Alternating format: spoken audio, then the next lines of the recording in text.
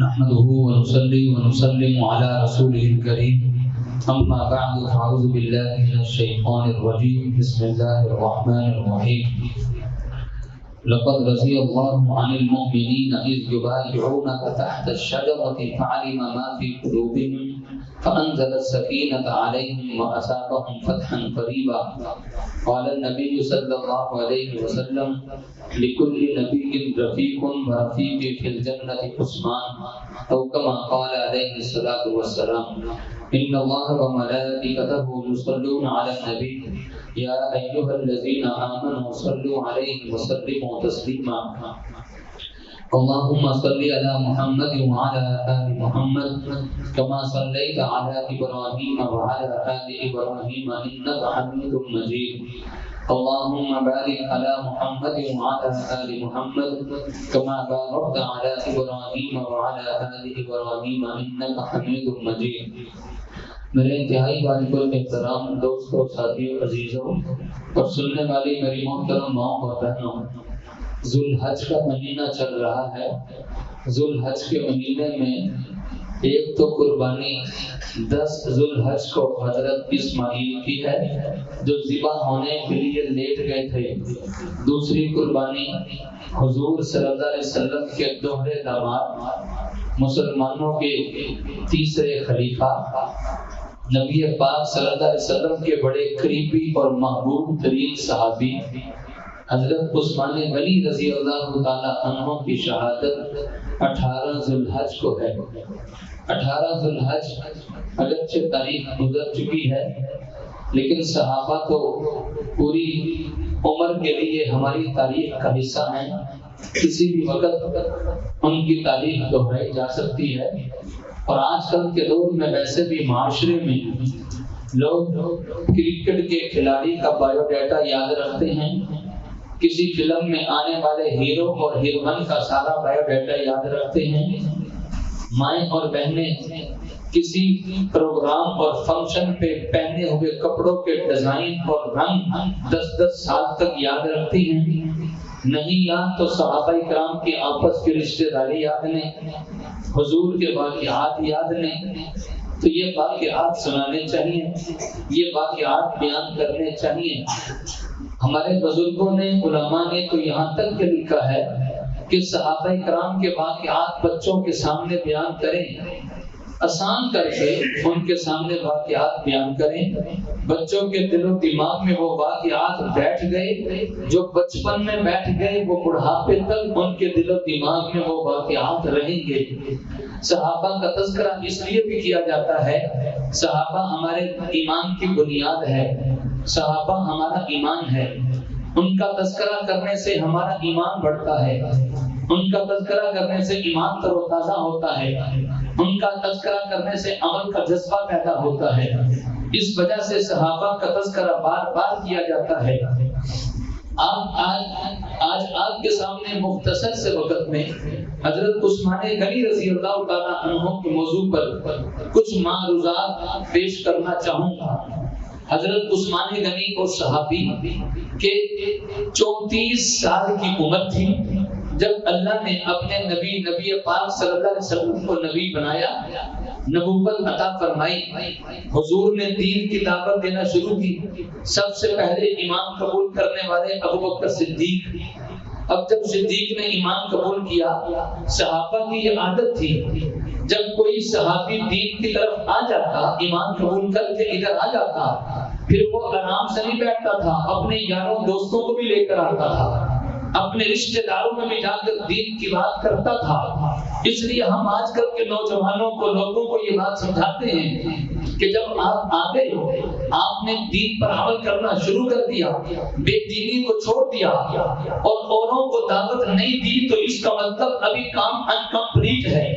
Complete اس وقت ہوگا جب خود بھی آئے، اپنے گھر والوں کو بھی لے کر آئے، رشتہ داروں میں بھی دین کی بات کی ہے، خاندان والوں میں، گلی محلے والوں میں، یاروں دوستوں میں دین کی بات کی ہے.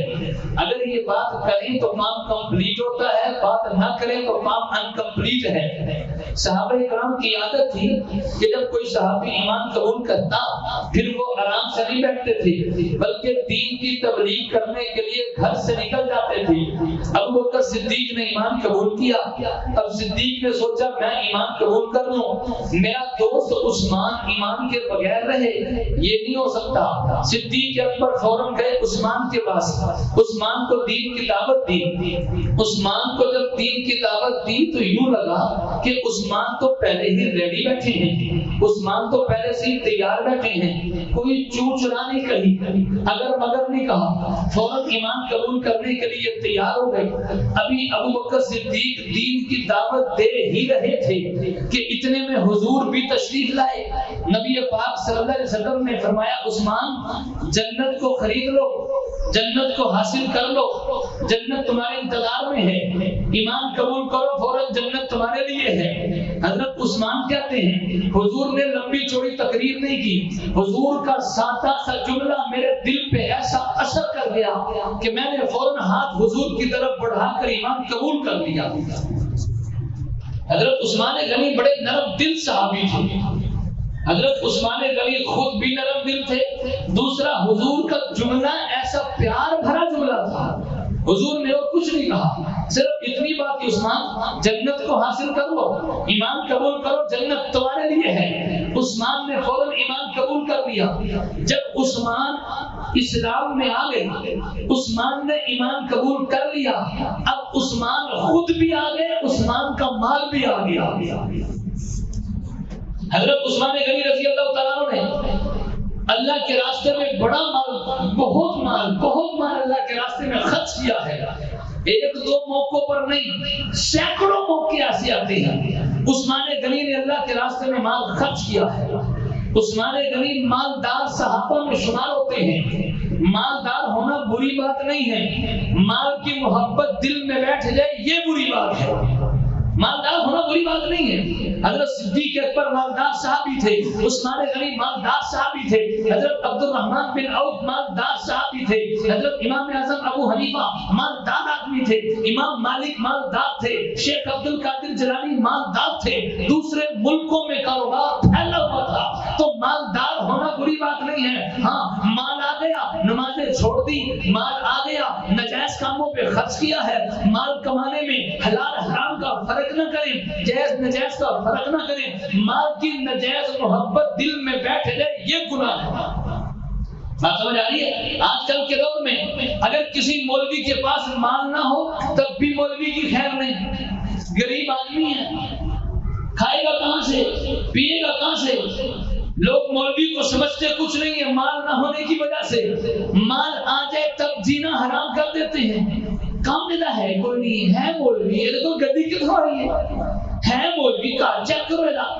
حدیث پاک میں آتا ہے صحابہ کرام کے مکانوں میں عثمان کا مکان عالی شان تھا, مکان عالی شان تھا, لیکن دل میں محبت مکان کی نہیں تھی, دل میں محبت مال کی نہیں تھی, دل میں محبت اللہ اور اس کے رسول کی تھی. حضرت عثمان غنی وہ صحابی ہیں کہ جنہوں نے ایک مرتبہ ہجرت نہیں کی, 2 مرتبہ ہجرت کی ہے. آپ نے سنا ہوگا نا کہ صحابہ کرام نے ہجرت کی ہے مکہ سے مدینہ, لیکن اس سے پہلے ایک ہجرت اور بھی ہوئی ہے مکہ سے حبشہ. صحابہ کرام نے پہلے ہجرت مکہ سے حبشہ کی ہے.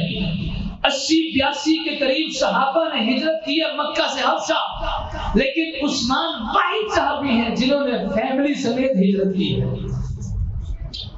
ہر ایک نے ہجرت کی ہے اکیلے نے, کسی مرد نے کی ہے یا کسی عورت نے اکیلے نے کی ہے. عثمان وہ صحابی ہیں جنہوں نے اپنی بیوی کو ساتھ لیا, مکہ سے حبشہ گئے ہیں, حبشہ میں رہنے لگے. حبشہ کے لوگوں نے جھوٹ بولا, افواہ مشہور کر دی کہ مدینہ کے مکہ کے لوگوں نے ایمان قبول کر لیا, جاؤ تم یہاں سے چلے جاؤ, وہاں پہ جا کے رہو. حضرت عثمان غنی اپنی بیوی کو لے کر جب مکہ پہنچے تو پتہ چلا کہ مکہ کے لوگوں نے ایمان قبول نہیں کیا. عثمان نے پھر دوسری ہجرت کی ہے, مکہ سے مدینہ گئے. تاریخ کی کتابوں میں لکھا ہے اپنی بیوی کو لے کر ہجرت کرنے والے نبیوں میں حضرت ابراہیم ہیں جنہوں نے اپنی بیوی ہاجرہ کو لیا اور ہجرت کی ہے. صحابہ میں عثمان غنی ہیں جنہوں نے فیملی سمیت 1 مرتبہ نہیں 2 مرتبہ ہجرت کی ہے. یہ عثمان کی خصوصیت ہے جو کسی اور صحابی کے حصے میں نہیں آئی ہے. اللہ نے عثمان کو چند ایسی خصوصیات سے نوازا تھا کہ تاریخ میں اس کی مثال نہیں ملتی. جب حضرت عثمان غنی مکہ سے مدینہ گئے، دیکھا کہ مدینہ کے لوگ پانی کی وجہ سے بڑے پریشان ہیں، پینے کے لیے پانی کوئی نہیں ہے. ایک کنواں ہے جس کا نام بئر روما ہے، وہ کنواں ایک یہودی کا ہے، وہ پانی کسی کو پینے نہیں دیتا، اگر دیتا بھی ہے تو مہنگے داموں دیتا ہے. عثمان غنی نے یہودی سے بات کی، ہاں بھائی یہ کنواں مجھے بیچنا ہے. یہودی نے کہا کہ بیچوں گا پر سارا نہیں آتا. عثمان غنی نے کہا ٹھیک ہے، 12,000 درہم میں آدھا کنواں خرید لیا. یہودی کے مائنڈ میں ہوگا عثمان کی ایک دن کی باری ہوگی، اگلے دن کی باری میری ہوگی، ایک دن باری عثمان کی، ایک دن میری ہوگی. عثمان اپنی باری میں کتنا پانی پی لے گا؟ 1 گلاس 2 گلاس، 1 جگ 2 جگ پی لے گا. اگلے دن تو باری میری ہوگی نا، پھر میں مہنگے داموں بیچوں گا. لیکن اس کو کیا پتا تھا عثمان جو بھی کام کرتا ہے اپنے لیے بعد میں سوچتا ہے، لوگوں کا فائدہ پہلے سوچتا ہے. عثمان نے آدھا کنواں خرید کر اپنی باری میں اعلان کر دیا کہ لوگوں جس دن میری باری ہو جتنا مرضی پانی مفت میں لے کر چلے جاؤ، برتن بھر بھر کے لے کر چلے جاؤ. عثمان کی باری میں لوگ آتے، برتن بھر کے لے کر چلے جاتے، اتنا پانی اسٹاک کر لیتے تھے کہ یہودی کی باری والے دن میں پانی لینے آتا ہی کوئی نہیں تھا.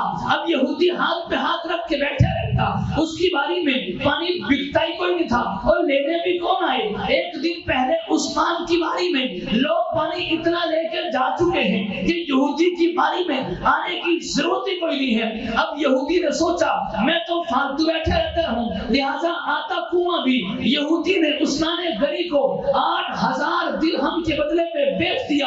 گویا یوں کہیے عثمان غنی نے 20,000 درہم دے کر اس کنویں کو خرید کر مسلمانوں کے لیے وقف کر دیا. تو سب سے پہلے کنواں خرید کر مسلمانوں کے لیے وقف کرنے والے عثمان غنی ہیں. مسلمانوں کے لیے پانی کا انتظام کرنے کا یہ خصوصیت، یہ حصہ جو ملا ہے یہ عثمان کو ہی ملا ہے، کسی اور کو نہیں ملا. اسی طرح جب مسجد نبوی میں صحابہ کرام کا مجمع بڑھ گیا، بیٹھنے کی جگہ نہ رہی، مسجد نبوی کے لیے جگہ خرید کر مسجد میں اٹیچ کر کے مسجد کو وسیع کرنے والا بھی عثمان غنی ہے. غزوہ تبوک کا موقع ہے، ہر کسی نے مان دیا ہے، ابو بکر نے بھی مان دیا ہے، عمر نے بھی مان دیا ہے، ہر صحابی نے اپنی حیثیت کے مطابق مان دیا ہے. لیکن قربان جاؤں عثمان نے مان دیا تو کتنا دیا؟ عثمان جب مان دیتا تھا تھوڑا مان نہیں دیتا تھا، عثمان مان دیتا تھا کہ عثمان اتنا مان دیتا تھا. تو عثمان اتنا مان دیتا تھا. جمعے کا دن ہے، نبی پاک صلی اللہ علیہ وسلم اپنے منبر پر تشریف فرما ہے. عثمان نے سونے کے سکے بھی دیے، چاندی کے سکے بھی دیے. میرا پیغمبر اتنا خوش ہے کہ ایک ہاتھ سے دوسرے ہاتھ میں ڈالتا ہے، پھر ایک ہاتھ سے دوسرے ہاتھ میں ڈالتا ہے. یوں میرے پیغمبر سکوں کو ہاتھوں میں ڈال رہے ہیں. اتنے خوش تھے میرے پیغمبر کہ نبی پاک صلی اللہ علیہ وسلم نے فرمایا عثمان آج کے بعد تو کوئی سا بھی کام کرے گا گناہ نہیں لکھا جائے گا، نیکی لکھی رہے گی. کیا عثمان ہے؟ عثمان نے پیغمبر کو خوش کر دیا. عثمان نے جنت کو خریدا ہے. میرے نبی نے فرمایا عثمان تو نے اللہ کے راستے میں مال اتنا دیا ہے، تو نے جنت کی قیمت ادا کر دی ہے، ورنہ کسی کے بس میں نہیں ہے وہ جنت کی قیمت ادا کرے. عثمان وہ صحابی ہیں جنہوں نے پیغمبر کی خدمت میں اللہ کے راستے میں اتنا مال خرچ کیا ہے، گویا جنت کو خرید لیا ہے. عثمان جنت کے خریدار بن چکے ہیں. ایک مرتبہ مدینہ میں قحط پڑا، مدینہ میں یہ کھانے پینے کی سامان کی قلت پڑی.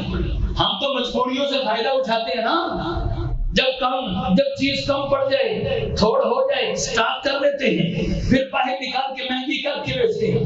مدینہ میں قحط پڑا، کھانے پینے کے لیے کچھ نہیں ہے. عثمان کا قافلہ غلہ لے کر دوسرے ملک سے جب مدینہ پہنچا، لوگوں نے سمجھا کہ شاید کہ دوسرے ملک سے تاجر اپنا مال بیچنے مدینہ میں آئے ہیں. جب قافلے والوں نے بتایا کہ نہیں بھائی ہاتھ نہیں لگو، یہ مال عثمان کا ہے، تاجر سارے کے سارے عثمان کے پاس پہنچ گئے. تاجروں نے کہا کہ عثمان یہ مال ہمیں بیچ دو. یہ مال ہمیں بیچ دو.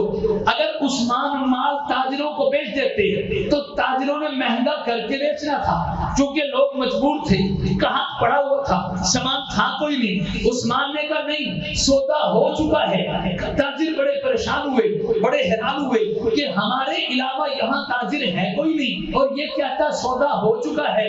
تاجروں نے کہا ہم 2 گنا دیں گے.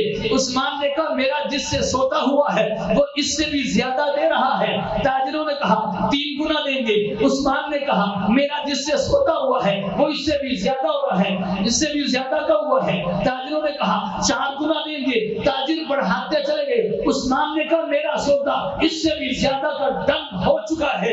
تاجر بڑے حیران ہوئے کہ ہم سب سے بڑے تاجر ہیں, ہم اتنا پروفٹ دے رہے ہیں, 2 گنا 3 گنا 4 گنا پر خریدنے کے لیے تیار ہیں, ہم سے زیادہ کون دینے کے لیے تیار ہے. عثمان نے کہا میرا سودا اللہ سے ہو چکا ہے. میرے اللہ نے کہا ہے کہ جب تم میرے راستے میں خرچ کرو گے کم از کم 10 دنیا میں دوں گا, آخرت میں حد بھی کوئی نہیں. عثمان کی ڈیل تو اللہ سے ہوتی ہے, بڑے آدمیوں کی ڈیل تو بڑوں سے ہوتی ہے. عثمان بڑے آدمی تھے, عثمان کی ڈیل اللہ سے ہوتی تھی. عثمان اللہ کے راستے میں دیکھ کر جنت کو خرید چکے تھے. عثمان بہت صحابی ہیں. تاریخ میں عامر سہیل صاحب, تاریخ میں کوئی ایسا شخص نہیں ہے کہ جس کے نکاح میں نبی کی 2 بیٹیاں آئی ہوں, جس کے نکاح میں نبی کی 2 بیٹیاں آئی ہوں. تاریخ میں کوئی بھی نہیں. ایک تو آئی ہوگی نا, نبی کی جو بیٹی ہوتی ہے جب نبی کسی کے ساتھ نکاح کرے گا وہ کسی نہ کسی کے ساتھ کسی نہ کسی کے نکاح میں تو آئے گی نا. لیکن عثمان تاریخ میں واحد آدمی ہے. میں اس امت کی بات نہیں کرتا, جاؤ پچھلی امتوں کو چیک کرو, کہیں پر بھی ایسا نہیں ملتا کہ جس کے نکاح میں نبی کی 2 بیٹیاں آئی. اور نبی بھی کون سا, آخری نبی, تمام جہانوں کے سردار, نبیوں کے نبی, نبیوں امام, نبیوں کے امام, امام الانبیاء کی 2 بیٹیاں حضرت عثمان کے نکاح میں آئی ہیں. حضرت عثمان کے نکاح میں نبی کی بیٹی رقیہ تھی. جس وقت رقیہ کا انتقال ہوا حضرت عثمان پریشان رہنے لگے. حضور نے پوچھا عثمان پریشان کیوں ہو؟ حضرت عثمان نے کہا توجہ ذرا. حضرت عثمان نے کہا اے اللہ کے نبی صلی اللہ علیہ وسلم, پہلے مجھے لوگ عزت اور قدر کی نگاہ سے دیکھتے تھے کہ نبی کا داماد ہے, لوگ میرا احترام اس وجہ سے کرتے تھے, میرا آپ کے ساتھ سسرالی رشتہ تھا. اب آپ کی بیٹی کا انتقال ہو گیا ہے, اب لوگ مجھے اس حیثیت سے تو دیکھیں گے کہ عثمان ہے, ایمان والا ہے, نیک آدمی ہے, لیکن اس حیثیت سے نہیں دیکھیں گے کہ نبی کا داماد ہے. عثمان, نبی پاک صلی اللہ علیہ وسلم نے فرمایا عثمان پریشان نہ ہو, اللہ نے مجھے آرڈر کیا ہے کہ میں اپنی بیٹی ام کلثوم کا نکاح تیرے ساتھ کر دوں. جا عثمان, میری بیٹی ام کلثوم تیرے نکاح میں آ چکی ہے. آج کل کے لوگ کسی کی بیٹی کا انتقال ہو تو آدمی اپنی دوسری بیٹی اسی کے نکاح میں دینے کے لیے تیار ہے. بڑی باتیں اٹھیں گی, خیال نہیں رکھا, علاج نہیں کروایا, بھوکا مار دیا, جان سے مار دیا, چلی گئی, دوسری بیٹی کبھی بھی دینے کے لیے تیار ہے. میرے پیغمبر کو عثمان پہ کتنا اعتماد تھا, 1 نہیں 2 دی ہے. اور جب دوسری کا انتقال ہوا نبی پاک صلی اللہ علیہ وسلم نے فرمایا عثمان اگر میری 40 بیٹیاں بھی ہوتی میں 1 کر کے تیرے نکاح میں دیتا چلا.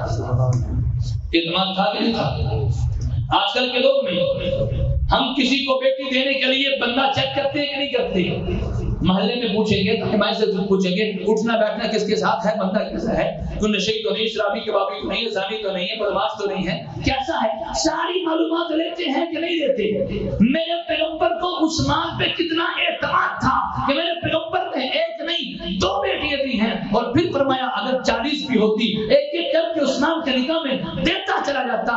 اس لیے ہم کہتے ہیں ہمارا اہل سنت والجماعت کا عقیدہ ہے کہ پیغمبر کو عثمان پہ اعتماد تھا. اگر آج کے دور میں اگر کوئی شخص عثمان پہ اعتماد نہیں کرتا اس کا مطلب اس کو نبی پہ اعتماد نہیں ہے, اور جس کو نبی پہ اعتماد نہیں ہے اس کو اللہ پہ اعتماد نہیں ہے, تو اس کا مطلب یہ ایمان والا نہیں ہے, ایمان سے نکل چکا ہے. سمجھ آ رہی ہے کہ نہیں آ رہی؟ یہ صحابہ ہمارے ایمان کی بنیاد ہیں. صحابی ابو بکر صدیق ہو یا حضرت غاشی رضی اللہ تعالیٰ عنہ ہو, صحابی سارے کے سارے وَكُلٌّ وَعَدَ اللَّهُ الْحُسْنَى, اللہ نے سارے صحابہ سے جنت کا وعدہ کر لیا.